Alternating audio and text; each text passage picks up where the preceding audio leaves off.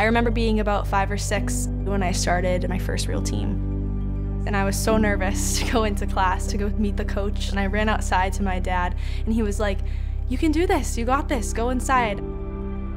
And I think that moment when I got nervous and he pushed me, I just loved gymnastics ever since then.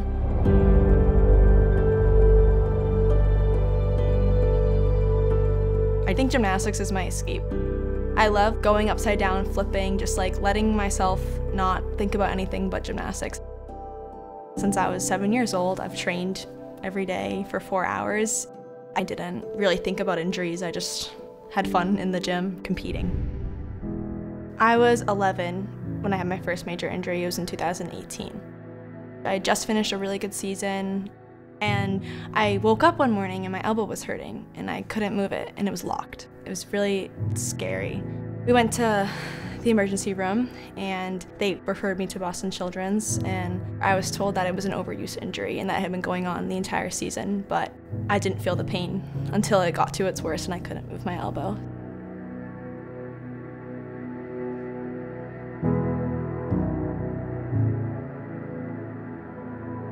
My injury was like the worst that it could be. I was told by the orthopedics this is a big injury. This is not something a lot of people come back from in gymnastics. At 11 years old, the last thing I wanted to hear was, "We don't know if you can do gymnastics again." Yeah, pull up the medic recon, and you can see the bylaw. Dr. Bauer was really great when I first met her. It was great to have her in my corner because she was an orthopedic doctor and she saw kids like this all the time. As a little kid who was so scared, I was like, this surgeon wants me to be an athlete again, wants me to do gymnastics again.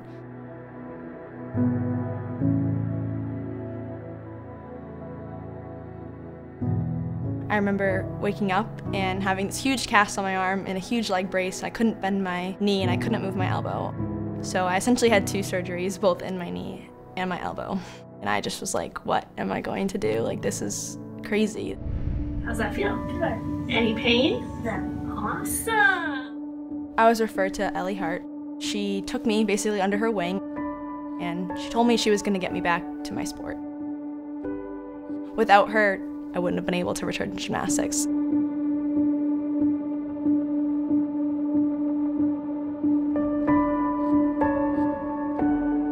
2 years later, same thing happened on my right elbow. I couldn't move it, it was locked up, and I started panicking.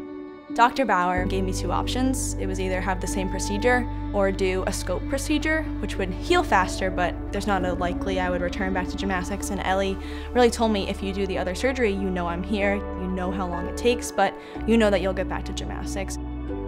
There was a voice in my head that told me, you're not done with gymnastics, you want to keep going. And I think that just having those 2 people there to support me helped motivate myself into knowing that I can get back to gymnastics, and I wasn't alone in my decision.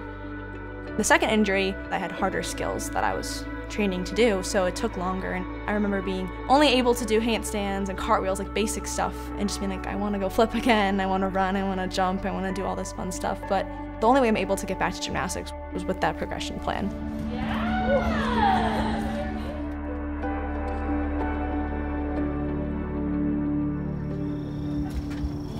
Bye. Thank you. I plan on keeping Boston Children's with me for the rest of my life because I feel like they set me up for such a successful gymnastics career and life that I know that even if I'm not close by, I have Ellie, Dr. Bauer, Kelsey, and Dr. Whitney in my corner, that even if it's not gymnastics related, they can be there for me.